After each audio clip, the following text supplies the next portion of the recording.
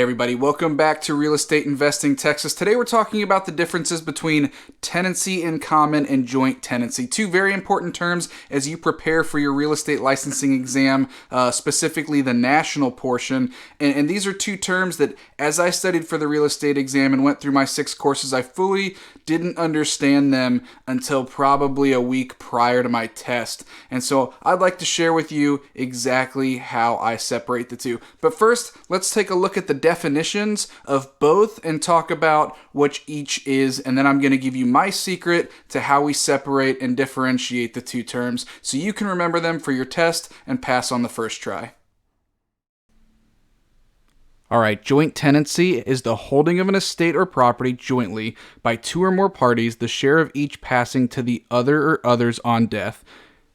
On death, it passes to the other owner. Remember that. That is the right of survivorship.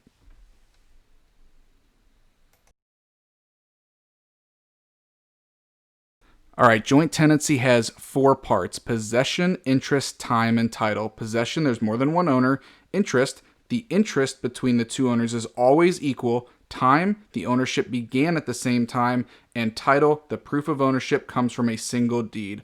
All 4 components must be present to be joint tenancy.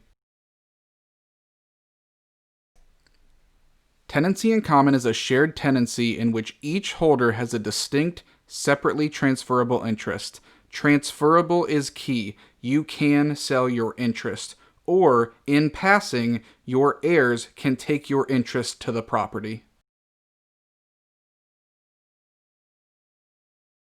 So there you go.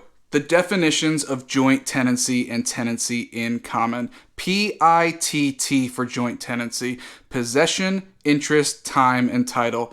But how do we differentiate between these two terms? Because they are very different, and it's definitely coming up on your national portion of your sales exam or your sales agent exam. So how do we differentiate between the two? I do it using my 2 hands. So here's what we do. For joint tenancy, I put my hands together. My hands, no matter what, cannot be separated. They are joined, joint tenancy. If one hand was to go away, nothing can replace it. What about tenancy in common? For tenancy in common, I do this. I have 2 tenants that aren't fully joined, but they do have something in common as my thumbs touch. But there's some other tenants out here, so I can switch tenants.